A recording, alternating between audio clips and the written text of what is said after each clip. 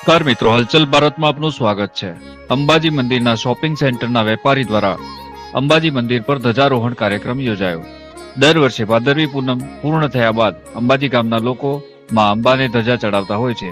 ત્યારે અંબાજી મંદિરમાં આવેલા શોપિંગ સેન્ટરના વેપારીઓ દ્વારા આજે માં અંબાને ધજા ચડાવવામાં આવી હતી.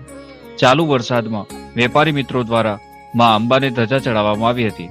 અંબાજીમાં સવારની ગરમી બાદ બપોરે જોરદાર વરસાદ પડતા ચાલુ વરસાદમાં વેપારી મિત્રો ગરબે ઘૂમ્યા અને ચાચર ચોકમાં ગરબાનો આનંદ લીધો.